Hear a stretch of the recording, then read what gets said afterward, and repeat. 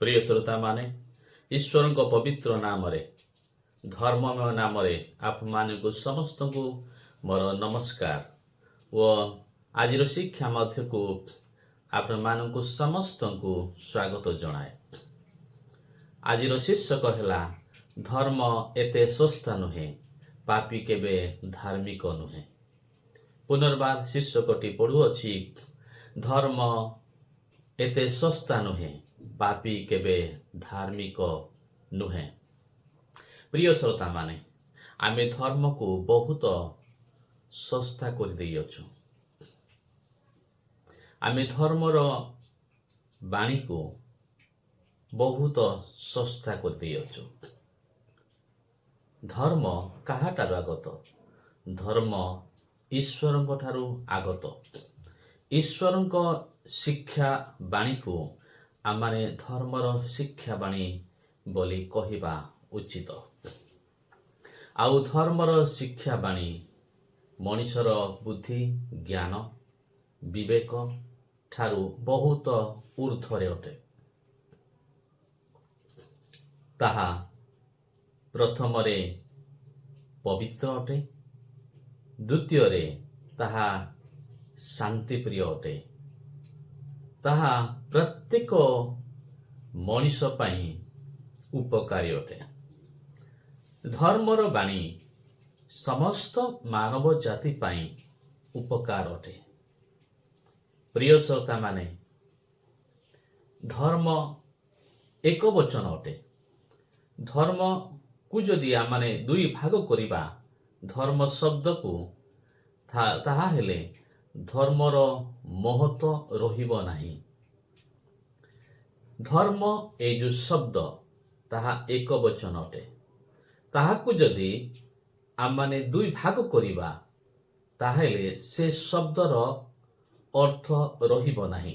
से शब्द वास्तव महत्व को प्रकाश करिबो नाही। अनेक समय आमाने ए जो धर्मर शब्दर महत्व को आमाने बजेई रखी पारुना।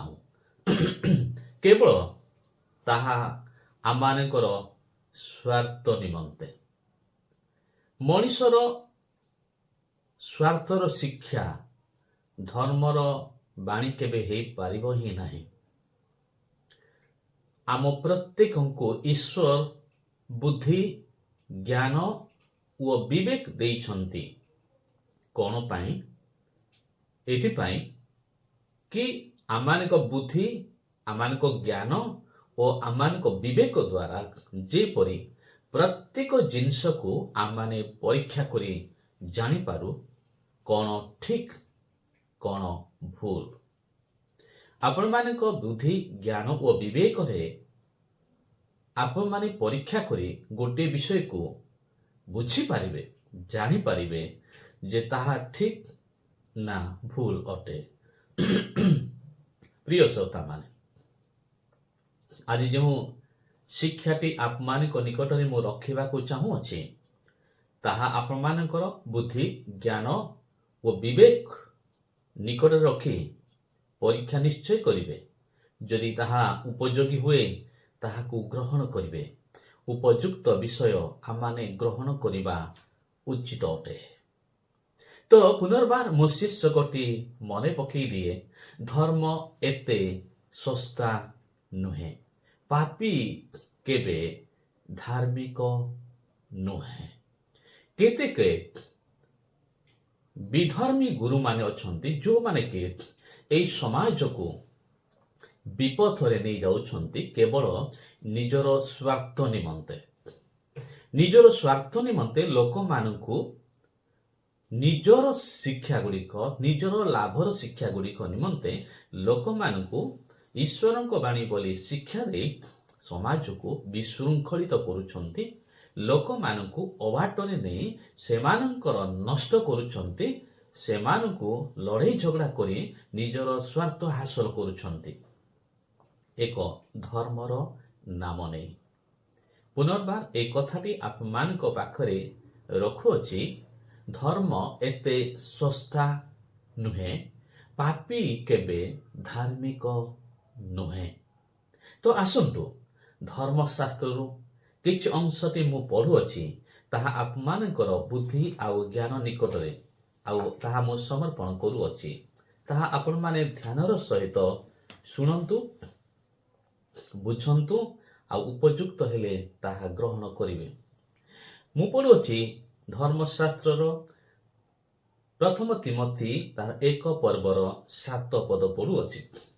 ସେମାନେ ବ୍ୟବସ୍ଥାର ଅଧ୍ୟାପକ ହେବାକୁ ଇଚ୍ଛା କରନ୍ତି, ମାତ୍ର ଯାହା କହନ୍ତି କି କେଉଁ ବିଷୟରେ ଦୃଢ଼ ଶିକ୍ଷା ଦିଅନ୍ତି ତାହା ନିଜେ ବୁଝନ୍ତି ନାହିଁ। ପୁନର୍ବାର ଏହି ପଦଟି ମୁଁ ପଢ଼ୁଅଛି। ସେମାନେ ବ୍ୟବସ୍ଥାର ଅଧ୍ୟାପକ ହେବାକୁ ଇଚ୍ଛା କରନ୍ତି, ମାତ୍ର ଯାହା କହନ୍ତି କି କେଉଁ ବିଷୟରେ ଦୃଢ଼ ଶିକ୍ଷା ଦିଅନ୍ତି ତାହା ନିଜେ ବୁଝନ୍ତି ନାହିଁ। ପ୍ରିୟ ଶ୍ରୋତାମାନେ, ଆଜିର ସମାଜରେ ଏପରି ଅଧ୍ୟାପକ ଅନେକ ଅଛନ୍ତି। କି ପ୍ରକାର ଅଧ୍ୟାପକ? ସେମାନେ ବ୍ୟବସ୍ଥାର ଅଧ୍ୟାପକ ହେବାକୁ ଇଚ୍ଛା କରନ୍ତି, ଈଶ୍ୱରଙ୍କ ବାକ୍ୟର ଶିକ୍ଷକ ହେବାକୁ ଇଚ୍ଛା କରନ୍ତି, ଧର୍ମର ଶିକ୍ଷକ ହେବାକୁ ଇଚ୍ଛା କରନ୍ତି, ଧର୍ମ ଗୁରୁ ଭାବରେ ଅନ୍ୟମାନଙ୍କୁ ଶିକ୍ଷା ଦେବାକୁ ଇଚ୍ଛା କରନ୍ତି। ଏ ଇଚ୍ଛା କରିବାଟା ଭୁଲ ନୁହେଁ, କିନ୍ତୁ ଭୁଲ ହେଉଛି ମାତ୍ର ଯାହା କହନ୍ତି ବା କୋଉ ବିଷୟରେ ଶିକ୍ଷା ଦିଅନ୍ତି, ତାହା କୋଉ ବିଷୟରେ ଦୃଢ଼ ଆଜ୍ଞା ଦିଅନ୍ତି, ଦୃଢ଼ ଶିକ୍ଷା ଦିଅନ୍ତି, ସେମାନେ ନିଜେ ବୁଝନ୍ତି ନାହିଁ। ଧର୍ମ ଏକ ଅଟେ, ଈଶ୍ୱର ଏକ ହିଁ ଅଟନ୍ତି। ଯଦି ଈଶ୍ୱର ଅନେକ ହେଇଥାନ୍ତେ ତାହେଲେ କମ୍ପାନୀର ଯେଉଁ ପ୍ରଡକ୍ଟ ଯେମିତି ଗୋଟେ ଗୋଟେ ସିଲ୍ ମାରିକି ବାହାରୁଛି, ସେମିତି ମଣିଷକୁ ବି ଭିନ୍ନ ଭିନ୍ନ ଭାବରେ ସୃଷ୍ଟି କରିଥାନ୍ତେ। ମଣିଷର ଏକତା ଏହାକୁ ହିଁ ବୁଝାଏ। ମଣିଷର ଈଶ୍ୱର ଜଣେ ହିଁ ଅଟନ୍ତି। ନହେଲେ କେହି ତ ପାଦରେ ଚାଲନ୍ତା, କେହି ତ ହାତରେ ଚାଲନ୍ତା, କାହାର ତ ଗୋଡ଼ ଉପରକୁ ହେଇଥାନ୍ତା, କାହାର ତ ହାତ ଉପରକୁ ହେଇଥାନ୍ତା, କିଏ ତ ପାଟିରେ ଖାଆନ୍ତେ, କିଏ ତ ଆଖିରେ ଖାଆନ୍ତେ, କିଏ ତ ନାକରେ ଖାଆନ୍ତେ, ଏପରି ଅନେକ ହେଇଯାନ୍ତେ। ଏତେ ଈଶ୍ୱରଙ୍କର ମହତ ସୃଷ୍ଟିକୁ ଦେଖିକି ମଧ୍ୟ ଆମମାନେ କେବେ ଈଶ୍ୱରଙ୍କୁ ଏକ ବୋଲି କହିବା ପାଇଁ ପଛଘୁଞ୍ଚା କାହିଁକି ହେଉଅଛୁ? ସମସ୍ତ ମାନବର ସୃଷ୍ଟିକର୍ତ୍ତା ପରମେଶ୍ୱର ଜଣେ ହିଁ ଅଟନ୍ତି, ଏକ ହିଁ ଅଟନ୍ତି। ସେ ସମସ୍ତଙ୍କୁ ଏକାପରି ସୃଷ୍ଟି କରି ତାହା ପ୍ରମାଣ କରିଛନ୍ତି ଯେ ସମସ୍ତ ମାନବ ଜାତିର ଈଶ୍ୱର ଜଣେ ହିଁ ଅଟନ୍ତି। କିନ୍ତୁ ପ୍ରିୟ ଶ୍ରୋତାମାନେ, ଏଇ ଯେଉଁ ଅଧ୍ୟାପକମାନେ କ'ଣ କରନ୍ତି ନା, ସେମାନେ ବ୍ୟବସ୍ଥାର ବା ଧର୍ମଶାସ୍ତ୍ର ଅଧ୍ୟାପକ ହେବାକୁ ଇଚ୍ଛା କରନ୍ତି, ମାତ୍ର ଯାହା କହନ୍ତି କି କେଉଁ ବିଷୟରେ ଦୃଢ଼ ଶିକ୍ଷା ଦିଅନ୍ତି ତାହା ନିଜେ ବୁଝନ୍ତି ନାହିଁ। ତାହା ସେମାନେ ନିଜେ ବୁଝନ୍ତି ନାହିଁ। ଧର୍ମ ଏକ ବଚନ ଅଟେ, ତାହା ବହୁ ବଚନ ନୁହେଁ। ଈଶ୍ୱର ଏକ ହିଁ ଅଟନ୍ତି, ଈଶ୍ୱର ଅନେକ ନୁହନ୍ତି। ଏହି ସତ୍ୟତାକୁ ଗ୍ରହଣ କରିବା ପାଇଁ ହୁଏତ ଆମମାନଙ୍କୁ କଷ୍ଟ ଲାଗିପାରେ, କିନ୍ତୁ ଅନେକ ତ ଗ୍ରହଣ କରନ୍ତି ଈଶ୍ୱର ଏକ ହିଁ ଅଟନ୍ତି। କିନ୍ତୁ ଈଶ୍ୱର ଅନେକ ବୋଲି ଶିକ୍ଷା ଦେଇ ଧର୍ମକୁ ରାଜନୈତିକ ଦଳ ପରି ଭାଗ କରି ଲୋକମାନଙ୍କୁ ବିଭ୍ରାନ୍ତ କରି ଆମେ ଭାବୁଛୁ ଆମେ ଅଧିକ ଚାଲାକ, ଅଧିକ ଚତୁର। କିନ୍ତୁ ମନେ ରଖନ୍ତୁ, ଧର୍ମ ଯେପରି ଗୋଟେ ହିଁ, ସ୍ୱର୍ଗ ସେପରି ହିଁ ଗୋଟେ ହିଁ, ନର୍କ ସେପରି ହିଁ ଗୋଟେ ହିଁ। ଧର୍ମ ଯେପରି ଗୋଟେ, ସ୍ୱର୍ଗ ସେପରି ହିଁ ଗୋଟେ, ନର୍କ ସେପରି ହିଁ ଗୋଟିଏ ଅଟେ। ପ୍ରତ୍ୟେକ ଜଣଙ୍କ ପାଖରେ ଗୋଟେ ହିଁ ଜୀବନ ଅଛି, ଦୁଇଟି ତିନିଟି ଜୀବନ ନୁହେଁ। ଆପଣମାନେ ବା ଆମମାନେ ଅନ୍ୟକୁ ଭ୍ରାନ୍ତ ଶିକ୍ଷା ଦେଇ ଈଶ୍ୱର ଯେ ଆମମାନଙ୍କୁ ରକ୍ଷା କରିବେ, ଈଶ୍ୱର ଯେ ଆମମାନଙ୍କୁ କ୍ଷମା କରିବେ, ଏପରି ଭାବନା ଆମମାନେ ରଖିବା ଦୁଃସାହସ ଅଟେ। ଆମମାନେ ଈଶ୍ୱରଙ୍କ ଟେଣ୍ଡର ପକେଇକି ଈଶ୍ୱରଙ୍କ ନିଜର କରିନାହୁଁ। ଈଶ୍ୱରଙ୍କୁ ଟେଣ୍ଡର ପକେଇକି ନିଜର ଈଶ୍ୱର କରିନାହୁଁ। ଈଶ୍ୱର ସମସ୍ତଙ୍କର ଅଟେ। ଈଶ୍ୱର ସମସ୍ତ ମାନବ ଜାତିର ଅଟନ୍ତି। କୌଣସି ଧର୍ମଗୁରୁ ଟେଣ୍ଡର ପକେଇକି ଇଏ ମୋର ଈଶ୍ୱର ବୋଲି କହିବାର କୌଣସି ଅଧିକାର ନାହିଁ। ଈଶ୍ୱର ସମସ୍ତଙ୍କର ଅଟନ୍ତି। ଈଶ୍ୱର ରାଜନୈତିକ ଦଳ ପରି ଧର୍ମର ଦଳଗୁଡ଼ିକ ପ୍ରସ୍ତୁତ କରିନାହାନ୍ତି। ମୋ ସମାଜରେ ଦେଖୁଥିବା କେତୋଟି ବିଷୟ ଗୁଡ଼ିକ ଆପଣମାନଙ୍କ ଦୃଷ୍ଟିରେ ରଖିବାକୁ ଚେଷ୍ଟା କରୁଅଛି। ତାହା ଆପଣମାନେ ନିଜର ବୁଦ୍ଧି ଆଉ ଜ୍ଞାନର ସହିତ ଚିନ୍ତା କରନ୍ତୁ, ପରଖନ୍ତୁ। କେତୋଟି ଖ୍ରୀଷ୍ଟିଆନ ଭାଇମାନଙ୍କୁ ଭେଟିଲେ ପଚରାଯାଏ, ଆପଣ ଖ୍ରୀଷ୍ଟିଆନ? ହଁ, ମୁଁ ବାପ୍ଟିଷ୍ଟ ଫେଥର। ଆଉ କେତେ ଜଣଙ୍କୁ ପଚାରିଲେ ସେ କହିବେ ମୁଁ ପେଣ୍ଟିକୋଷ୍ଟାଲ ଫେଥର। ଆଉ କେତେ ଜଣଙ୍କୁ ପଚାରିଲେ କହିବେ ମୁଁ କାଥଲିକ ଫେଥର। ଆଉ କେତେ ଜଣଙ୍କୁ ପଚାରିଲେ କହିବେ ମୁଁ ଲୁଥରାନ ଫେଥର। ଆଉ କେତେ ଜଣଙ୍କୁ ପଚାରିଲେ କହିବେ ମୁଁ ଓନ୍ଲି ଜିଜସ୍ ଫେଥର। ଆଉ କେତେ ଜଣଙ୍କୁ ପଚାରିଲେ କହିବେ ମୁଁ ଜିହୋବା ୱିଟନେସ୍ ଫେଥର। ମୁଁ ଆପଣମାନଙ୍କୁ ପ୍ରଶ୍ନ କରିବାକୁ ଚାହେଁ, Baptist faith, Catholic faith, Lutheran faith, Jehovah witness faith, ଏମିତି ଫେଥ୍ କଥା କୋଉ ବାଇବେଲରେ ଲେଖା ହେଇଛି? କୋଉ ବାଇବେଲରେ ଲେଖା ହେଇଛି? କେତେ ପଦ ପର୍ବରେ ଲେଖା ହେଇଛି ମୁଁ ବାପ୍ଟିଷ୍ଟ ଫେଥର? ବାପ୍ଟିଷ୍ଟ କୋଉଠି ଫେଥ୍ ଦେଇନି। ଲୁଥରାନ ଫେଥର, ଲୁଥରାନ ବି କୋଉଠି ଫେଥ୍ ଦେଇନି। କାଥଲିକ ଫେଥର, କାଥଲିକ ତ କୋଉଠି ଫେଥ୍ ଦେଇନି। ପେଣ୍ଟିକୋଷ୍ଟାଲ ଫେଥର, ପେଣ୍ଟିକୋଷ୍ଟାଲ କୋଉଠି ତ ଫେଥ୍ ଦେଇନି। ଆରେ ବାପ୍ଟିଷ୍ଟ ଫେଥ୍ କିଏ ଦେଲା? ଲୁଥରାନ ଫେଥ୍ କିଏ ଦେଇଛି? କାଥଲିକ ଫେଥ୍ କିଏ ଦେଇଛି? ଓନ୍ଲି ଜିଜସ୍ ଫେଥ୍ କିଏ ଦେଇଛି? ଜିହୋବା ୱିଟନେସ୍ ଫେଥ୍ କିଏ ଦେଇଛି? এই ଫେଥ୍ ଗୁଡ଼ିକ କିଏ ଦେଇଛି? ଏପରି ଫେଥ୍ ଦିଆଯାଏ ବୋଲି ବାଇବେଲ ଶିକ୍ଷା ଦିଏ କି? ଆପଣମାନଙ୍କ ନିକଟରେ ପ୍ରଶ୍ନ, ହେ ଖ୍ରୀଷ୍ଟିଆନ ଭାଇ ଭଉଣୀ ମାନେ, ହେ ଧର୍ମଗୁରୁ ମାନେ, ଆପଣମାନଙ୍କ ନିକଟରେ এই ଫେଥ୍, ବାପ୍ଟିଷ୍ଟ ଫେଥ୍ ବିଷୟରେ ବାଇବେଲ କିଛି କୁହେନି। କାଥଲିକ ଫେଥ୍ ଦିଆ ହଉଛି ବୋଲି ବାଇବେଲ କିଛି କୁହେନି। ଲୁଥରାନ ଫେଥ୍ ଦିଏ ବୋଲି ବାଇବେଲ କିଛି କୁହେନି। କାଥଲିକ ଫେଥ୍ ବିଷୟରେ ବାଇବେଲ କିଛି କୁହେ ନାହିଁ। ଏପରି ଫେଥ୍ ଗୁଡ଼ିକ ବିଷୟ ନେଇ ବାଇବେଲ କିଛି କୁହେ ନାହିଁ।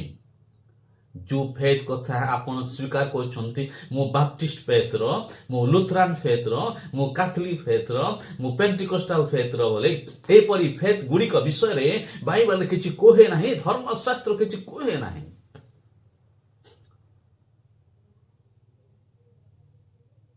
ଆମେ এই ଫେଥ୍ ଗୁଡ଼ିକୁ କୋଉଠୁ ସୃଷ୍ଟି କଲୁ? ଆମେ এই ଫେଥ୍ ଗୁଡ଼ିକ କୋଉଠୁ ସୃଷ୍ଟି କଲୁ? ଅନେକ ସମୟରେ এই କଥା ବି ଦେଖାଯାଏ, ସେ କାଥଲିକ ଥିଲା, ସେ ବାପ୍ଟିଷ୍ଟ ହେଲା। ଅର୍ଥାତ୍ କାଥଲିକରୁ ସେ ଧର୍ମାନ୍ତରୀକରଣ କରି ବାପ୍ଟିଷ୍ଟ ହେଇଗଲା, କନଭର୍ସନ କଲା। ଆରେ ସେ ବାପ୍ଟିଷ୍ଟ ଥିଲା, ସେ ଚେଞ୍ଜ ହେଲା, ଏବେ ପେଣ୍ଟିକୋଷ୍ଟାଲ ହେଇଗଲା। ତାମାନେ କନଭର୍ସନ କଲା, କନଭର୍ସନ ପରିବର୍ତ୍ତନ ହେଇଗଲା, ପରିବର୍ତ୍ତନ ହେଇଗଲା, ପରିବର୍ତ୍ତନ ହେଇଗଲା। ତାମାନେ କନଭର୍ଟରୁ କନଭର୍ସନ ଶବ୍ଦଟା ଆସିଛି। କନଭର୍ଟର ଓଡ଼ିଆ ଶବ୍ଦ ଗୁଡ଼ିକ ହେଉଛି କ'ଣ? ଧର୍ମାନ୍ତରୀକରଣ, ଆଉ ଗୋଟେ ଶବ୍ଦର ଅର୍ଥ ହେଉଛି ରୂପାନ୍ତରୀଣ। ଆଉ କନଭର୍ଟର ଆଉ ଗୋଟେ ପ୍ରତିଶବ୍ଦ ହେଉଛି, ସିନୋନିମ୍ ହେଉଛି ଟ୍ରାନ୍ସଫର୍ମ। କନଭର୍ଟର ସିନୋନିମ୍ ଶବ୍ଦ ହେଉଛି ଟ୍ରାନ୍ସଫର୍ମ। ଟ୍ରାନ୍ସଫର୍ମର ଶବ୍ଦର ଅର୍ଥ ହେଉଛି ବି ରୂପାନ୍ତର ବା ରୂପାନ୍ତରୀଣ।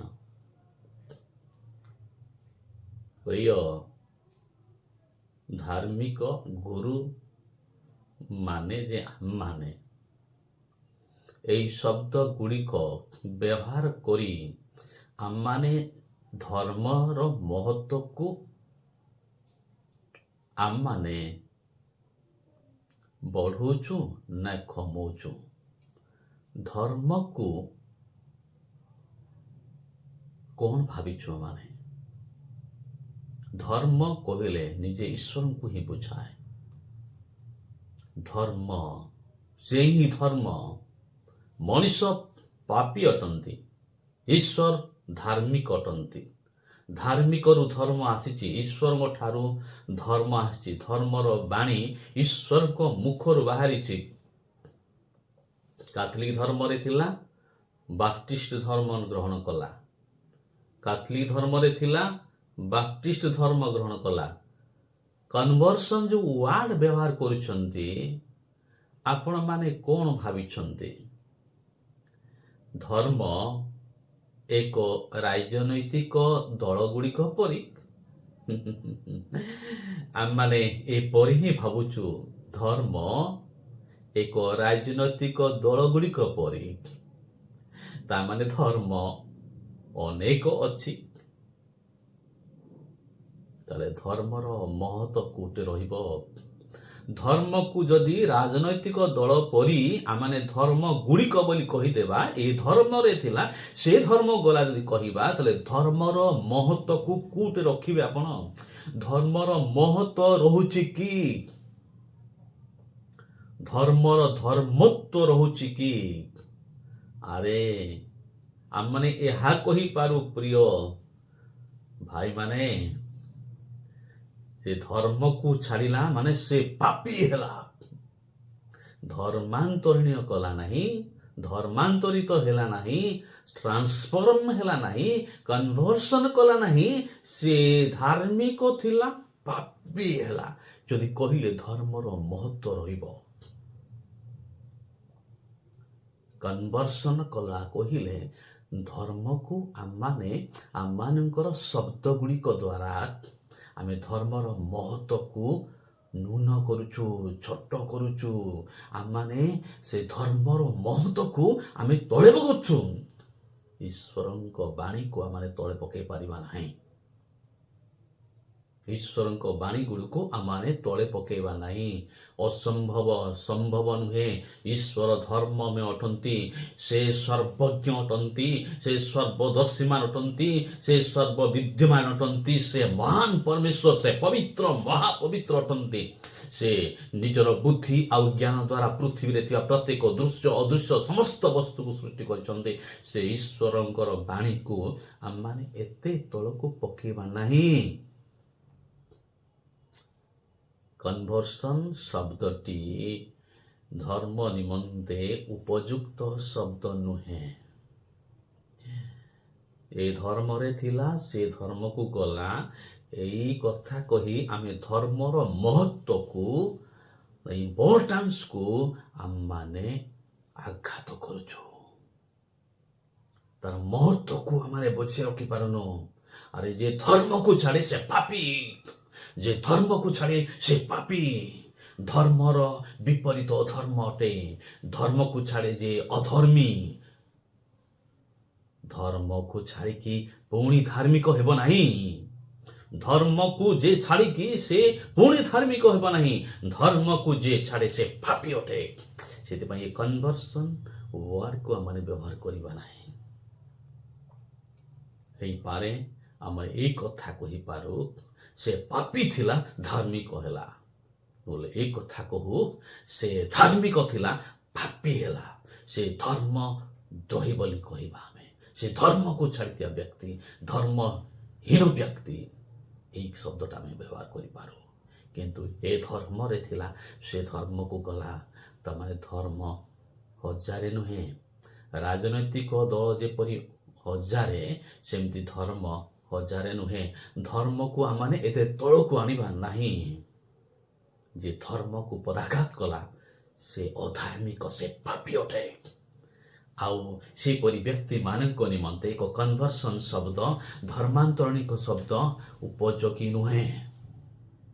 ଆମମାନଙ୍କର ବୁଦ୍ଧି ଆମମାନଙ୍କର ଜ୍ଞାନ ଆମମାନଙ୍କର ବିବେକ ଦ୍ୱାରା ବିବେଚନା କରି ପ୍ରତିଟି ଶବ୍ଦ କେଉଁ ଜାଗାରେ ଉପଯୋଗୀ ଅଟେ ତ ରାଇଟ୍ ୱାର୍ଡସକୁ ଆମେ ୟୁଜ୍ କରିବା ଜାଣୁ। ଏକ ପାପୀ ପାଇଁ ଧର୍ମାନ୍ତରୀକରଣ ଶବ୍ଦଟା ବ୍ୟବହାର କରିବା ଉପଯୁକ୍ତ ନୁହେଁ, କେବେ ବି ନୁହେଁ। ଆମେ ଜାଣି ରଖୁ, ଆମେ ବୁଝି ରଖୁ। ସେଥିପାଇଁ ଦ କନଭର୍ଟରୁ କନଭର୍ସନ୍ ୱାର୍ଡ ହେଇଛି। ଗୋଟେ ଧାର୍ମିକ ଆଉ ଗୋଟେ ଧାର୍ମିକ ହେଇପାରିବ ନାହିଁ। ଯଦି ସେ ଧାର୍ମିକ ଧର୍ମକୁ ଛାଡ଼ିଲା ସେ ପାପୀ ଅଟେ। ଜଣେ ପାପୀ ଯଦି ପାପକୁ ଛାଡ଼ିଲା ସେ ଧର୍ମକୁ ଯିବ। ସ୍ୱର୍ଗ ନର୍କ ନୁହେଁ, ନର୍କ ସ୍ୱର୍ଗ ନୁହେଁ। ଈଶ୍ୱରଙ୍କ ବାଣୀକୁ ଈଶ୍ୱରଙ୍କ ଈଶ୍ୱରତ୍ୱକୁ ଆମମାନେ ଏତେ ତଳକୁ ପକେଇବା ନାହିଁ ଏ ଶବ୍ଦ ଗୁଡ଼ିକ ଦ୍ୱାରା। ଏ ଶବ୍ଦ ଗୁଡ଼ିକ ଦ୍ୱାରା ଜଣେ ପାପୀ ଯଦି ସେ ପରିବର୍ତ୍ତନ ହେଲା ତାହେଲେ ସେ ଧାର୍ମିକ ହେବ। ଜଣେ ଧାର୍ମିକ ଯଦି ଧର୍ମକୁ ଛାଡ଼ିଲା ସେ ପାପୀ ହେବ, ସେ କେବେ ଧାର୍ମିକ ହେଇପାରିବ ନାହିଁ। ଆମମାନଙ୍କର ସ୍ୱାର୍ଥ ପାଇଁ ହୁଏତ କାହାକୁ ଆମେ ଏପରି କହିଦେଇପାରୁ, କିନ୍ତୁ ଈଶ୍ୱର ଆମମାନଙ୍କର ବିଚାର କରିବେ। ଆମମାନଙ୍କର ଲାଭ ନିମନ୍ତେ ହୁଏତ ଏ ଧର୍ମ ସେ ଧର୍ମ ଏ ପ୍ରକାର ଶବ୍ଦ ବ୍ୟବହାର କରିପାରୁ, କିନ୍ତୁ ଈଶ୍ୱର ଆମମାନଙ୍କୁ ଛାଡ଼ିବେ ନାହିଁ। এই 60, 70, 80, 90 ବର୍ଷ ଜୀବନ ପାଇଁ କିଛି ସ୍ୱାର୍ଥ ପାଇଁ କିଛି ଟଙ୍କା ପାଇଁ କିଛି ପଦବୀ ପାଇଁ ଏ ପ୍ରକାର ଶବ୍ଦ ଗୁଡ଼ିକ ବ୍ୟବହାର କରି ଅନନ୍ତ ନର୍କକୁ ନିଜ ପାଇଁ ରିଜର୍ଭ କରୁଛୁ ଆମମାନେ। ଯେ ଧର୍ମକୁ ଛାଡ଼େ ସେ ପାପୀ, ତା ପାଇଁ କନଭର୍ସନ୍ ଶବ୍ଦଟା ଉପଯୋଗୀ ନୁହେଁ। ଆମେ ସିଧା ଏଇ କଥା କହିବା, ସେ ଧର୍ମକୁ ଛାଡ଼ିଲା ମାନେ ସେ ଧର୍ମହୀନ ବ୍ୟକ୍ତି, ସେ ପାପୀ ଅଟେ।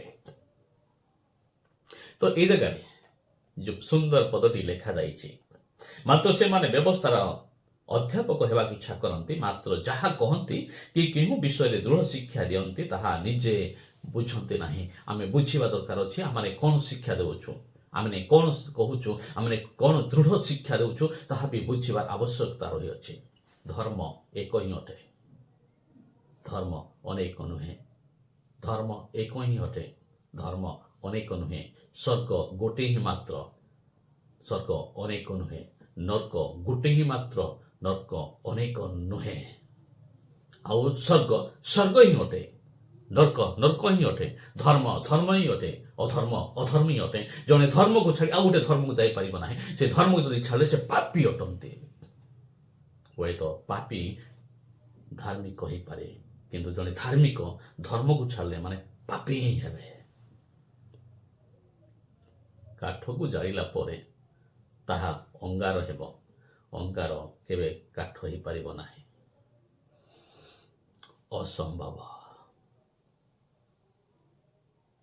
ଅସମ୍ଭବ କଥା ଆମେ ନ କହୁ ଯେ ଧର୍ମକୁ ଛାଡ଼ିଲେ ସେ ପାପୀ, ସେ ଅଧାର୍ମିକ ଅଟନ୍ତି। ଆମମାନେ ଦେଉଥିବା ଶିକ୍ଷା ଗୁଡ଼ିକ ଆମମାନେ ସାବଧାନ ହେଇଯାଉ। ତ ପ୍ରିୟ ଶ୍ରୋତାମାନେ, କାଥୋଲିକ୍ ଫେଥ୍, ବାପ୍ଟିଷ୍ଟ ଫେଥ୍ ଏପରି ଫେଥ୍ ଗୁଡ଼ିକ ବିଷୟରେ ବାଇବେଲରେ ବର୍ଣ୍ଣିତ ନୁହେଁ। ଲୁଥରାନ୍ ଫେଥ୍, ପେଣ୍ଟିକୋଷ୍ଟାଲ ଫେଥ୍ ଏପରି ଫେଥ୍ ଗୁଡ଼ିକ ବିଷୟରେ ବାଇବେଲରେ ବର୍ଣ୍ଣିତ ନୁହେଁ। ପ୍ରଥମ କରନ୍ଥୀୟ 12 ପର୍ବର 3 ପଦ କୁହେ, ପବିତ୍ର ଆତ୍ମା ଦତ୍ତ ନ ହେଲେ କେହି ଯୀଶୁଙ୍କୁ ପ୍ରଭୁ ବୋଲି କହିପାରିବେ ନାହିଁ। ପବିତ୍ର ଆତ୍ମା ଦତ୍ତ ନ ହେଲେ କେହି ଯୀଶୁଙ୍କୁ ପ୍ରଭୁ ବୋଲି କହିପାରିବେ ନାହିଁ। ତ ଯୀଶୁଙ୍କୁ ପ୍ରଭୁ ବୋଲି କହିବା ପାଇଁ ଏଇଟା ମଣିଷ ତରଫରୁ ହେଇନାହିଁ, ଈଶ୍ୱରଙ୍କ ତରଫରୁ ହେଇଛି। ପବିତ୍ର ଆତ୍ମା ଦତ୍ତ ନ ହେଲେ କେହି ଯୀଶୁଙ୍କୁ ପ୍ରଭୁ ବୋଲି କହିପାରିବେ ନାହିଁ। ଏହା ମଣିଷ ତରଫରୁ ହେଇନାହିଁ, ଏହା ଈଶ୍ୱରଙ୍କ ତରଫରୁ ହେଇଛି। ପୁଣି ସେ ପ୍ରଥମ କରନ୍ଥୀୟ 12 ପର୍ବର 9 ପଦରେ ଲେଖା ହେଇଛି, ପୁଣି ଅପର ଜଣକୁ ସେ ଆତ୍ମାଙ୍କ ଦ୍ୱାରା ବିଶ୍ୱାସ ପ୍ରଦତ୍ତ ହେଇଛି। ଫେଥ୍ ପବିତ୍ର ଆତ୍ମାଙ୍କ ଦାନ ଅଟେ। ଜଣେ ବ୍ୟକ୍ତିଙ୍କୁ ଯୀଶୁଙ୍କୁ ପ୍ରଭୁ ବୋଲି ବିଶ୍ୱାସ କରିବା ପାଇଁ ସେ ବିଶ୍ୱାସ ପବିତ୍ର ଆତ୍ମା ଦାନ କରନ୍ତି। ତାହା ମଣିଷ ଦ୍ୱାରା ସୃଷ୍ଟି ହେଇନାହିଁ। ଆମେ ମଣିଷକୁ ଭ୍ରାନ୍ତ ଭାବରେ ଶିକ୍ଷା ନ ଦେଉ। ଯାହା ଲିଖିତ ଅଛି ତାହା ଆମେ କହୁ। ଯଦି ଧର୍ମଶାସ୍ତ୍ର ଅଧ୍ୟାପକ କହିବାକୁ ଇଚ୍ଛା କରୁଛୁ, ତା we have to teach according to the word of God, according to the scripture, not from our ଆମଠାରୁ ଶିକ୍ଷା ଦେବା ଉଚିତ ନୁହେଁ। According to the scripture, we have to teach. ଯଦି ଆମମାନେ ଅଧ୍ୟାପକ ବୋଲି କହୁଛୁ, ପାଷ୍ଟର ବୋଲି କହୁଛୁ, ପ୍ରଚାରକ ବୋଲି କହୁଛୁ, ଧର୍ମଗୁରୁ ବୋଲି କହୁଛୁ, ଧର୍ମଗୁରୁ ବୋଲି ଦାବି କରୁଛୁ, ତ ମାନେ ବାକ୍ୟ ଅନୁସାରେ ଶିକ୍ଷା ଦେବାର ଆବଶ୍ୟକତା ଅଛି। ତ ଏଠି ବାପ୍ଟିଷ୍ଟ ଫେଥ୍ କଥା କେଉଁ ଜାଗାରେ ଲେଖାଯାଇନି, ପେଣ୍ଟିକୋଷ୍ଟାଲ ଫେଥ୍ କଥା କେଉଁଠି ଲେଖା ହେଇନି, ଲୁଥରାନ୍ ଫେଥ୍ କଥା କେଉଁ ଜାଗାରେ ଲେଖାଯାଇ ନାହିଁ। ଏ ସବୁଗୁଡ଼ିକ ହେଉଛି ଶବ୍ଦ, ସେ ସବୁଗୁଡ଼ିକ ଶବ୍ଦ ଅଟେ। ବାପ୍ଟିଷ୍ଟ ଗୋଟେ ଶବ୍ଦ ଅଟେ, ଲୁଥରାନ୍ ଗୋଟେ ଶବ୍ଦ ଅଟେ, କାଥଲିକ୍ ଗୋଟେ ଶବ୍ଦ ଅଟେ। କିନ୍ତୁ এই ଯେଉଁ ବିଶ୍ୱାସ ବିତରଣ କରନ୍ତି, ଯେ ବିଶ୍ୱାସ ଦିଅନ୍ତି, ସେ ହେଉଛନ୍ତି ପବିତ୍ର ଆତ୍ମା ପରମେଶ୍ୱର। ସେ ପବିତ୍ର ଆତ୍ମା ପରମେଶ୍ୱର ପ୍ରତ୍ୟେକ ଜଣକୁ 11 ପଦ ଲେଖା ହେଇଛି, କିନ୍ତୁ ସେହି ଏକମାତ୍ର ଆତ୍ମା ଆପଣା ଇଚ୍ଛାନୁସାରେ ପ୍ରତ୍ୟେକ ଜଣକୁ ପୃଥକ ପୃଥକ ରୂପେ ଦାନ ବିତରଣ କରି ଏହିସବୁ କର୍ମ କରନ୍ତି, ଏହିସବୁ କର୍ମ ସାଧନ କରନ୍ତି। ପବିତ୍ର ଆତ୍ମା ଜଣେ ହିଁ, ଏକମାତ୍ର ଆତ୍ମା ପବିତ୍ର ଆତ୍ମା ଯୀଶୁଙ୍କ ଆତ୍ମା କ'ଣ କରନ୍ତି ନା ପ୍ରତ୍ୟେକ ଜଣକୁ ପୃଥକ ପୃଥକ ରୂପେ ଏସବୁ ଦାନ ବିତରଣ କରି ଆପଣା କାର୍ଯ୍ୟ ସାଧନ କରନ୍ତି। ତ କୋଉଠି ଫେଥ୍ ଆସିଲା? ବାପ୍ଟିଷ୍ଟ ଫେଥ୍, କାଥଲିକ୍ ଫେଥ୍ କୋଉଠୁ ଆସିଲା? ଲୁଥରାନ୍ ଫେଥ୍ କୋଉଠୁ ଆସିଲା? କୋଉଠୁ ଆସିଲା? କୋଉଠୁ କନଭର୍ସନ ଶବ୍ଦଟା ଆସିଲା? ସେ ବାପ୍ଟିଷ୍ଟ ଥିଲା, କନଭର୍ସନ ହେଇକି ପେଣ୍ଟିକୋଷ୍ଟାଲ ହେଇଗଲା। କୋଉଠୁ? এই ଶବ୍ଦଗୁଡ଼ିକ, এই ଅନୁପଯୁକ୍ତ ଶବ୍ଦଗୁଡ଼ିକ ବ୍ୟବହାର କରି ଆମମାନେ ଜନତାକୁ ଡିଭିଜନ କରୁଛୁ, ଭାଗ କରୁଛୁ। ତାହାମାନଙ୍କ ସ୍ୱାର୍ଥ ନିମନ୍ତେ ଫେଥ୍ ଗୋଟେ ହିଁ, ତାହା ପବିତ୍ର ଆତ୍ମା ପରମେଶ୍ୱର ଦିଅନ୍ତି। Baptist faith, Lutheran faith, Catholic faith, Pentecostal faith, ଏମିତି ଫେଥ୍ କଥା ବାଇବଲ କୁହେ ନାହିଁ, ଯାହା ଧର୍ମଶାସ୍ତ୍ର କୁହେ ନାହିଁ। ସେ ପ୍ରକାର ଶବ୍ଦଗୁଡ଼ିକ ବ୍ୟବହାର କରି ଆପଣମାନଙ୍କୁ ଲୋକମାନଙ୍କୁ ଭ୍ରାନ୍ତ କରୁଛନ୍ତି, ଡିଭିଜନ ଆଣୁଛନ୍ତି, ବିଶୃଙ୍ଖଳା ସୃଷ୍ଟି କରୁଛନ୍ତି, ଦଳବଦ୍ଧ ମତଭେଦ ସୃଷ୍ଟି କରୁଛନ୍ତି, ଆଉ ଲୋକମାନଙ୍କୁ ଆପଣମାନେ କ'ଣ କରୁଛନ୍ତି? ନଷ୍ଟ କରୁଛନ୍ତି। ସେଥିପାଇଁ ସେମାନେ ବ୍ୟବସ୍ଥାର ଅଧ୍ୟାପକ ହେବାକୁ ଇଚ୍ଛା କରନ୍ତି, ମାତ୍ର ଯାହା କହନ୍ତି କି କେଉଁ ବିଷୟରେ ଦୃଢ଼ ଶିକ୍ଷା ଦିଅନ୍ତି ତାହା ନିଜେ ବୁଝନ୍ତି ନାହିଁ। କି ଆପଣମାନଙ୍କ ପାଇଁ କାଲବରୀ କ୍ରୁଶରେ ବଳିଦାନ ନେଇଛନ୍ତି। ବାପ୍ଟିଷ୍ଟ, ଲୁଥରାନ୍, କାଥଲିକ୍, ପେଣ୍ଟିକୋଷ୍ଟାଲ, ଏସବୁ ନା ପ୍ରଭୁ ଯୀଶୁଖ୍ରୀଷ୍ଟ ଆପଣଙ୍କ ପାଇଁ କାଲବରୀ କ୍ରୁଶରେ ବଳିଦାନ ହେଇଛନ୍ତି। ସେ ପ୍ରଭୁ ଯୀଶୁଖ୍ରୀଷ୍ଟ ଯୀଶୁଙ୍କ ଠାରେ ବିଶ୍ୱାସ କରୁଥିବା ବ୍ୟକ୍ତିଙ୍କୁ ପବିତ୍ର ଆତ୍ମାଙ୍କ ଦ୍ୱାରା ବିଶ୍ୱାସକୁ ଦେଇଛନ୍ତି। ସେ Baptist faith, Lutheran faith, Catholic faith ଦେଇନାହାନ୍ତି। ହ୍ୱାଇଟ୍ ଫେଥ୍, ବ୍ଲାକ୍ ଫେଥ୍, ଏପରି ଫେଥ୍ ବି ଆମେ ସମୟ ଆସିଲେ କହିପାରିବା। ଏମିତି ମାନେ କହୁଛନ୍ତି, ଆରେ white faith, black faith, red faith, ଏପରି ଧର୍ମଶାସ୍ତ୍ର କୁହେ ନାହିଁ। ସାବଧାନ ହୁଅନ୍ତୁ। ଆଉ ଏ କନଭର୍ସନ ଶବ୍ଦଟା ବନ୍ଦ କରନ୍ତୁ। ଈଶ୍ୱରତ୍ୱକୁ, ଈଶ୍ୱରଙ୍କ ଧର୍ମଶାସ୍ତ୍ରକୁ, ଧର୍ମର ବାଣୀକୁ, ଧର୍ମତ୍ୱକୁ ତାହା ତଳକୁ ଆଣୁଛି। ସେ ଭୁଲରେ ଥିଲା, ଠିକ୍ ହେଲା କୁହନ୍ତୁ। ସେ ଧାର୍ମିକ ଥିଲା, ପାପୀ ହେଲା କୁହନ୍ତୁ ଯଦି ସେ ଧର୍ମକୁ ଛାଡ଼ୁଛି। ନହେଲେ ସେ ପାପୀ ଥିଲା, ଧାର୍ମିକ ହେଲା କୁହନ୍ତୁ। କିନ୍ତୁ ସେମାନଙ୍କ ପାଇଁ ଯାହା ଧର୍ମଶାସ୍ତ୍ର ଲିଖିତ ନୁହେଁ, ଧର୍ମଶାସ୍ତ୍ରକୁ ଟ୍ରାନ୍ସଲେଟ୍ କଲା ପରେ, ଶିକ୍ଷା ଦେଲା ପରି ଶବ୍ଦ ହେଉନାହିଁ, ସେପରି ଶବ୍ଦ ବ୍ୟବହାର କରି ଆମମାନଙ୍କର ଅଧିକାର ନାହିଁ କି ଲୋକମାନଙ୍କୁ ଭୁଲ ବାଟରେ ନେବା, ଭୁଲ ଶିକ୍ଷା ଦେଇକି ଭ୍ରାନ୍ତ କରିବା। କାରଣ ଏପରି ଅନେକ କଥା ଗୁଡ଼ିକ ଅଛି। ଧର୍ମର ଯେପରି ନିଗୂଢ଼ ତତ୍ତ୍ୱ ଅଛି, ଅଧର୍ମର ବି ଠିକ୍ ସେହିପରି ନିଗୂଢ଼ ତତ୍ତ୍ୱ ଅଛି। ଅଧର୍ମ ବେଳେବେଳେ ଲାଗେ ଧର୍ମ ପରି ଲାଗେ, କିନ୍ତୁ ଧର୍ମ ନଥାଏ। ପୁନର୍ବାର ସେ କଥାଟି ମୁଁ କହୁଛି, ଧର୍ମର ଯେପରି ନିଗୂଢ଼ ତତ୍ତ୍ୱ ଅଛି, ଅଧର୍ମର ବି ସେପରି ନିଗୂଢ଼ ତତ୍ତ୍ୱ ଅଛି। ଅଧର୍ମ ବେଳେବେଳେ ଧର୍ମ ପରି ଲାଗେ, କିନ୍ତୁ ତାହା ଧର୍ମ ନଥାଏ। ଧର୍ମର ବାଣୀ ଗୁଡ଼ିକ ଈଶ୍ୱରଙ୍କ ବାଣୀ ଅଟେ। ଆମମାନେ ଶିଖାଉଥିବା ସମୟରେ ଈଶ୍ୱର ଆମକୁ ଶୁଣୁଛନ୍ତି। କୌଣସି ଅଧିକାର ନାହିଁ କାହାକୁ ଭ୍ରାନ୍ତ କରିବା ନିମନ୍ତେ ଆମର ସ୍ୱାର୍ଥ ପାଇଁ ଶିକ୍ଷା ଦେବା। ଈଶ୍ୱର ଦିନେ ବିଚାର କରିବେ, ଈଶ୍ୱର ଦିନେ ବିଚାର କରିବେ। ଆଉ ଧର୍ମ କୋଉମାନେ ଗ୍ରହଣ କରନ୍ତି? ଏଇ ଜଗତରେ ରାଜତ୍ୱ କରିବା ପାଇଁ ନା ସ୍ୱର୍ଗକୁ ଯିବା ପାଇଁ? ଜଣେ ବ୍ୟକ୍ତି ଧର୍ମ ଗ୍ରହଣ କରନ୍ତି କ'ଣ ପାଇଁ? ସ୍ୱର୍ଗକୁ ଯିବା ପାଇଁ ନା ଏ ଜଗତରେ ରାଜତ୍ୱ କରିବା ପାଇଁ? ଯଦି ଏଇ ଜଗତରେ ରାଜତ୍ୱ କରିବା ପାଇଁ, ଏଇ ଜଗତରେ ଲାଭବାନ ହେବା ପାଇଁ ଯଦି ଆପଣ ଧର୍ମକୁ ଗ୍ରହଣ କରିଛନ୍ତି, ତାହେଲେ ଆପଣ ସମ୍ପୂର୍ଣ୍ଣ ଭୁଲ ବାଟରେ ଅଛନ୍ତି। କାହିଁକି ନା ଏଇ ଧର୍ମର, ଏଇ ଜଗତର ରାଜା ହେବା ପାଇଁ ହେଲେ ଆପଣ କେବେ ଧାର୍ମିକ ହେଇପାରିବେ ନାହିଁ। ଆପଣମାନେ ଆପଣଙ୍କ ଆଖିରେ, ଖୋଲା ଆଖିରେ ଦେଖିପାରୁଥିବେ ଯେଉଁମାନେ ରାଜନୈତିକ ନେତା ହୁଅନ୍ତି, କୋଉପରି ସେମାନେ ନେତା ହୁଅନ୍ତି। ସେମାନଙ୍କ ପଛରେ ବହୁତ ଗୁଣ୍ଡା ଯାକ ଥାନ୍ତି, ବହୁତ ଗୁଣ୍ଡା ଯାକ ଥାନ୍ତି। ସେମାନଙ୍କୁ ସେମାନେ ୟୁଜ୍ କରି ପାୱାରକୁ ଆସନ୍ତି। ଯଦି ଧର୍ମକୁ ନେଇ ଏ ଜଗତର ରାଜା ଇଚ୍ଛା କରୁଛନ୍ତି, ତାହେଲେ ସାବଧାନ ହୁଅନ୍ତୁ। ଧର୍ମ ସ୍ୱର୍ଗକୁ ନେବା ପାଇଁ ଆପଣଙ୍କୁ ପ୍ରସ୍ତୁତ କରେ। ଧର୍ମ ସ୍ୱର୍ଗକୁ ଯିବା ପାଇଁ ଆପଣଙ୍କୁ ପ୍ରସ୍ତୁତ କରେ। ଧର୍ମ ଏଇ ଜଗତର କୂଟନୀତି, ମାୟାବୀ, ମନ୍ଦ କାର୍ଯ୍ୟରେ ଲିପ୍ତ ହେବା ପାଇଁ ସାହାଯ୍ୟ କରିବ ନାହିଁ। ଯଦି ଧର୍ମ ଏଇ ଜଗତର ରାଜା ହେବା ପାଇଁ ଆପଣଙ୍କୁ ବନଉଛି, ତାହେଲେ ଆପଣ ଭୁଲ ଟ୍ରାକରେ ଅଛନ୍ତି। ପ୍ରିୟ ଶ୍ରୋତାମାନେ, ସେପରି କଥା ଗୁଡ଼ିକ ଶୁଣନ୍ତୁ ନାହିଁ। ଯଦି କେହି ଆପଣଙ୍କୁ କାହାର ବିରୁଦ୍ଧରେ ଶିକ୍ଷା ଦେଉଅଛି, କେହି ଯଦି ଆପଣଙ୍କୁ କାହା ବିରୁଦ୍ଧରେ ଶିକ୍ଷା ଦେଉଛନ୍ତି, ତାହେଲେ ଆପଣ ପରଖନ୍ତୁ ସେ କଥା ଗୁଡ଼ିକ, ଟେଷ୍ଟ କରନ୍ତୁ। ଈଶ୍ୱର ଆପଣଙ୍କୁ କାନ ଦେଇଛନ୍ତି, ବିବେକ ଦେଇଛନ୍ତି, ବୁଦ୍ଧି ଆଉ ଜ୍ଞାନ ଦେଇଛନ୍ତି। କୌଣସି ଧର୍ମର ବାଣୀ ମଣିଷର ବିପରୀତ ପାଇଁ ନୁହେଁ, ମଣିଷର ଅନିଷ୍ଟ ପାଇଁ ନୁହେଁ, ମଣିଷର ଶୃଙ୍ଖଳା ପାଇଁ, ଶୃଙ୍ଖଳିତ କରିବା ପାଇଁ, ଆଉ ଠିକ୍ କରିକି ସ୍ୱର୍ଗକୁ ନେବା ପାଇଁ। ପ୍ରିୟ ଶ୍ରୋତାମାନେ, ସାବଧାନ ହୁଅନ୍ତୁ।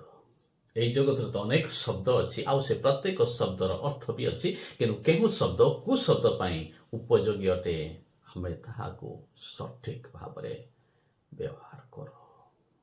ଆପଣାକୁ ପ୍ରତାରଣା ନ ଦେଉ। ଭ୍ରାନ୍ତ ଶିକ୍ଷା ଗ୍ରହଣ କରି ମୁଁ ଧାର୍ମିକ ବୋଲେ ଧର୍ମ ଆପଣଙ୍କୁ ସ୍ୱର୍ଗକୁ ନେବା ପାଇଁ ପ୍ରସ୍ତୁତ କରୁଅଛି। ଆଉ ଜାଣି ରଖନ୍ତୁ, ସ୍ୱର୍ଗ ଗୋଟେ ହିଁ ଅଟେ, ଠିକ୍ ସେପରି ନର୍କ ଗୋଟେ ହିଁ ଅଟେ, ଠିକ୍ ସେପରି ଈଶ୍ୱର ଜଣେ ହିଁ ଅଟନ୍ତି।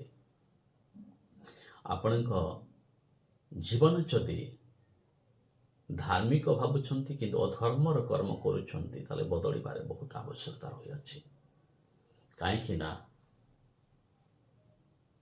ଆପଣ ଭୁଲ କରି ନିଜକୁ ଧାର୍ମିକ ଯଦି ଭାବୁଛନ୍ତି, ତାହେଲେ ଆପଣଙ୍କୁ ପ୍ରତାରଣା କରୁଛନ୍ତି, ଆଉ ସେ ପ୍ରତାରଣାର କନସିକ୍ୱେନ୍ସ ଆପଣଙ୍କୁ ନର୍କ ହିଁ ନେଇଯିବ।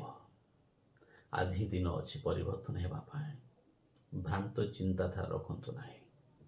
ରାଜନୈତିକ ଦଳ ପରି ଧର୍ମ ନୁହେଁ, ଧର୍ମ ଏକ ଅଟେ। ଆଉ ଧର୍ମ ଈଶ୍ୱରଙ୍କଠାରୁ ଆଗତ ବାଣୀ ଗୁଡ଼ିକ ଅଟେ। ଆପଣ ତାହାକୁ ନିଜର ବୁଦ୍ଧି, ଜ୍ଞାନ, ନିଜର ବିବେକ ଦ୍ୱାରା ବିବେଚନା କରି, ବିଚାର କରି ଜାଣିପାରିବେ ନା ଯେଉଁ ବାଣୀ ଗୁଡ଼ିକ ଶୁଣୁଛନ୍ତି ତାହା ଧର୍ମର ବାଣୀ ନା ତାହା ପାପର ବାଣୀ। ତାହା ବିବେଚନା କରିବାର ଆବଶ୍ୟକତା ରହିଅଛି।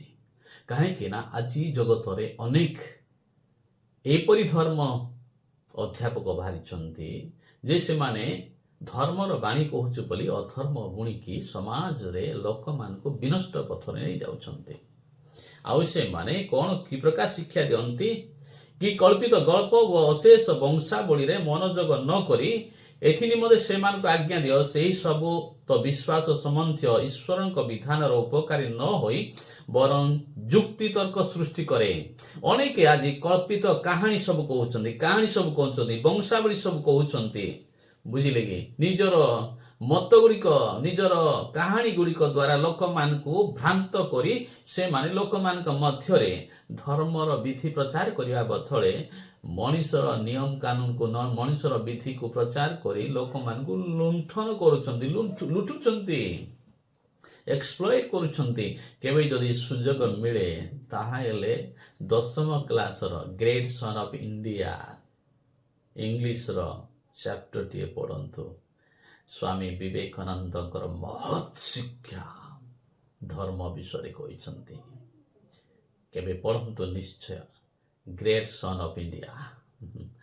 ଗ୍ରେଟ୍ ସନ୍ ଅଫ୍ ଇଣ୍ଡିଆ ବୋଲି ବିବେକାନନ୍ଦ ସ୍ୱାମୀ ବିବେକାନନ୍ଦଙ୍କୁ କୁହାଯାଏ। ଏକ ମହାନ ବ୍ୟକ୍ତି ଅଟନ୍ତି। ମହାନ ଧର୍ମର ଶିକ୍ଷା ସେ ଦେଇଛନ୍ତି। ତାଙ୍କ ଶିକ୍ଷାକୁ ଅନେକ ଲୋକମାନେ ମଧ୍ୟ ଫୋପାଡ଼ି ସାରିଲେଣି। ସେ ଧର୍ମକୁ ଏକ ବୋଲି କହିଛନ୍ତି। ଧର୍ମ କାହାର ଶୋଷଣ କରିନି ବୋଲି ସେ କହିଛନ୍ତି। କେବେ ସୁଯୋଗ ମିଳିଲେ ନିଶ୍ଚୟ ପଢ଼ନ୍ତୁ ଗ୍ରେଟ୍ ସନ୍ ଅଫ୍ ଇଣ୍ଡିଆ। ତାଇ 10ମ କ୍ଲାସର ବର୍ତ୍ତମାନ ସେଟା ନାହିଁ, ଖୋଜିକି ପଢ଼ନ୍ତୁ। ତାହା ସ୍କୁଲ କଲେଜରେ ବନ୍ଦ ହେଇଗଲାଣି। ତାହା ଖୋଜିକି ପଢ଼ନ୍ତୁ। ବହୁତ ନିଗୁଡ଼ ବିଷୟ ସବୁ ସେ ଶିଖେଇଛନ୍ତି। ସେ ସବୁ ପାଠରେ ଲେଖାଯାଇଅଛି। ପ୍ରିୟ ଶ୍ରୋତାମାନେ, ଆସନ୍ତୁ ଆଜି ଶେଷ ହେବା ପୂର୍ବରୁ ଆପଣମାନଙ୍କୁ ପୁନର୍ବାର ମୁଁ ଏ କଥା କହିବା ପାଇଁ ଇଚ୍ଛା କରେ, ଈଶ୍ୱର ଆପଣଙ୍କୁ ପ୍ରେମ କରନ୍ତି। ଈଶ୍ୱର ଚାହାନ୍ତି ଆପଣ ସ୍ୱର୍ଗକୁ ଯାଆନ୍ତୁ ବୋଲି। ଈଶ୍ୱର ଚାହାନ୍ତି ଆଉ କୁହନ୍ତି ଆପଣଙ୍କୁ ଆପଣଙ୍କ ଜୀବନଟି ବହୁମୂଲ୍ୟ ଅଟେ। ଈଶ୍ୱରଙ୍କ ବାକ୍ୟ କୁହେ ଆମମାନେ ଏଇ ଜଗତରେ 50, 60, 70, 80, 90 ବା ଅତି ଅଧିକ ହେଲେ 100 ବର୍ଷ ବଞ୍ଚିପାରୁ। ତାପରେ ଏଇ ଜଗତକୁ ଆମମାନେ ଛାଡ଼ିବା ଦିନେ। ଆଉ ଏଇ ଜଗତ ଛାଡ଼ିଲା ପରେ ଆମ ପାଇଁ ଅପେକ୍ଷା କରିଅଛି 2ଟି ସ୍ଥାନ, ତାହା ସ୍ୱର୍ଗ ନହେଲେ ନର୍କ। ଯଦି ସାବଧାନ ହେବା, ଧର୍ମକୁ ଠିକ୍ ସେ ଧର୍ମ ଭାବେ ଯଦି ଗ୍ରହଣ କରିଥିବା ତାହେଲେ ସ୍ୱର୍ଗକୁ ଯିବା। ଯଦି ଧର୍ମକୁ ନିଜର ସ୍ୱାର୍ଥ ପାଇଁ ଯଦି ଗ୍ରହଣ କରିଥିବା ତ ମନେ ରଖନ୍ତୁ, ମଣିଷ ଯଦି ସମଗ୍ର ଜଗତ ଲାଭ କରି ଆପଣା ଜୀବନ ହରାଏ ତେବେ ତାହାର କି ଲାଭ ହେବ? ନିଜର ଲାଭ ନିମନ୍ତେ ଯଦି ଧର୍ମ ଶବ୍ଦକୁ ବ୍ୟବହାର କରି, ଧର୍ମର ଉପଦେଶ ଗୁଡ଼ିକ ବ୍ୟବହାର କରି ନିଜର ସ୍ୱାର୍ଥ ପାଇଁ, ନିଜର ଲାଭ ପାଇଁ ଯଦି ଧର୍ମ ଶବ୍ଦକୁ ବ୍ୟବହାର କରୁଛନ୍ତି, ଲୋକମାନଙ୍କୁ ବିପରୀତ ଶିକ୍ଷା ଦେଉଛନ୍ତି, ତାହେଲେ ଆପଣ ପାଇଁ ନର୍କ ଅପେକ୍ଷାରେ ହିଁ ଅଛି। ଆପଣ ଅନେକଙ୍କୁ ପ୍ରତାରଣା କରିପାରନ୍ତି, କିନ୍ତୁ ନିଜକୁ ପ୍ରତାରଣା କରିପାରିବେନି। ବଦଳି ଯାଆନ୍ତୁ। ଧର୍ମକୁ ଧର୍ମ ଭାବରେ ଗ୍ରହଣ କରନ୍ତୁ। ଧର୍ମ ଈଶ୍ୱରଙ୍କ ଠାରୁ ଆଗତ ଶିକ୍ଷାବାଣୀ, ତାହା ମଣିଷର ଶିକ୍ଷା ଗୁଡ଼ିକ ନୁହେଁ। ଈଶ୍ୱରଙ୍କୁ ଭୟ କରି ମଣିଷକୁ ଉପଯୁକ୍ତ ଶିକ୍ଷା ଦେବାର ଅଛି। ମାନବ ଜାତିକୁ ଉପଯୁକ୍ତ ଶିକ୍ଷା ଦେବାର ଅଛି ଧର୍ମ ଗୁରୁମାନଙ୍କର। ଯଦି ବିପରୀତ ଶିକ୍ଷା ଦିଅନ୍ତି, ଆପଣ ଭାବନ୍ତୁ ନାହିଁ ଧର୍ମ ଗୁରୁମାନେ ଈଶ୍ୱରଙ୍କ ବିଶ୍ୱାସୀ ମାନଙ୍କ ଠାରୁ ମହତ ଭାବନ୍ତୁ ନାହିଁ। ଆପଣମାନେ ଶିକ୍ଷା ଦେଉଛନ୍ତି କାହାକୁ? ଶ୍ରୋତାମାନଙ୍କୁ। ଶ୍ରୋତାମାନଙ୍କ ପାଇଁ ଆପଣ ଧର୍ମଗୁରୁ ଅଟନ୍ତି। ସେ କଥାକୁ ଭୁଲନ୍ତୁ ନାହିଁ। ଆଉ ଈଶ୍ୱର ଆପଣଙ୍କୁ ଦେଇଛନ୍ତି ପ୍ରକୃତ ଧର୍ମକୁ ଧର୍ମ ଭାବରେ ଲୋକମାନଙ୍କୁ ଶିକ୍ଷା ଦିଅନ୍ତୁ। ତେବେ ଈଶ୍ୱର ଆପଣଙ୍କ ପାଇଁ ଖୁସିରେ ହାତ ମେଳି ଅପେକ୍ଷା କରିଥିବେ। ବିଶ୍ୱସ୍ତ ଦାସ ବୋଲି ମୁଁ ଯାହା ଇଚ୍ଛା କରୁଥିଲି ତାହା ତୁମେ ଲୋକମାନଙ୍କୁ ଶିଖେଇଛ ବୋଲି ଆପଣଙ୍କୁ ସେଦିନ ୱେଲକମ୍ କରିବେ ଈଶ୍ୱର ସ୍ୱର୍ଗ ପାଇଁ। ନହେଲେ ଈଶ୍ୱର ଆପଣଙ୍କୁ କହୁଥିବେ, ଏଇ କଥା କହିବେ, ଏ ଅଧର୍ମାଚାରୀ ତୁ କିଏ ସେ ମୁଁ ତତେ ଜାଣିନି। ଶୈତାନ ଓ ତାହାର ଦୂତ ନିମନ୍ତେ ପ୍ରସ୍ତୁତ ହେଇଥିବା ନର୍କକୁ ଯା ବୋଲି କହିବେ, ଆଉ ଆପଣ ଚାଲିଯିବେ। ଆଜି ସମୟ ହେଉଛି ଆପଣଙ୍କୁ ପରିବର୍ତ୍ତନ କରିବା ପାଇଁ। ଉପଯୁକ୍ତ ବିଷୟ ଭାବନ୍ତୁ। ଧର୍ମ ଅଧର୍ମ ନୁହେଁ, ଅଧର୍ମ ଧର୍ମ ନୁହେଁ, ପାପ ପୁଣ୍ୟ ନୁହେଁ, ପୁଣ୍ୟ ପାପ ନୁହେଁ, ସ୍ୱର୍ଗ ନର୍କ ନୁହେଁ, ନର୍କ ସ୍ୱର୍ଗ ନୁହେଁ।